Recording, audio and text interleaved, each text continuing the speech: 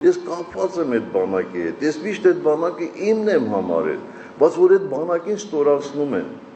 որ այդ բանակի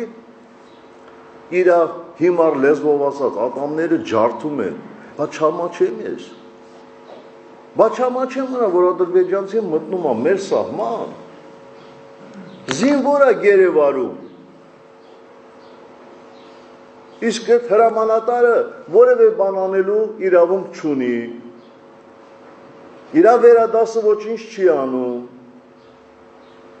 այդ սատանան ոչինչ չի անում, այդ կապիտուլանտը, բայց չեմ հասկանում այդ հրամանատարի հոգեվիճակը, իհարկե հասկանում եմ, բայց որ նրանց ձեռները կապած է, ինչ անենք, բա որ չամաչենք, չի կարա այդպես շարունակվի, բա ոնց 30 տարի ադրբեջանցին ռիսկ չեր անում է մի բան անել, իսկ գալիս մեր տարածքից մարդ է գերեվարում տանում, և պատասխանը ինչ ենք ստանում, ինչ ենք անում, որ ետ բերենք,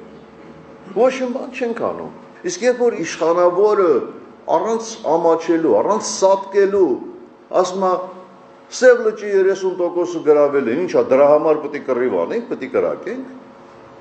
մեր բանակին տարան պարտության, տարան ջախջախեցին մեր բանակին, մեր բանակը չի պարտվել, ակնհայտորեն, թող իրենց մարդավարի պահեին, դաշնակցի նման պահեին, Ռուսաստանի Դաշնությունը շարունակեր իրենց ռազմատեխնիկական օժանդակություն ցուցաբերել, ասինքն առանց 10 կոպեկի, առանց մի դրամի հսկայական քանակով սպառազինություն տային, ոնց որ մեզ էին տալիս։ Հետո դուք շատ լավ գիտեք, որ բանակի մարտունակությունը միայն սպառազինությունից չի կախված, այդ սպառազինությանը տիրապետողել է պետք,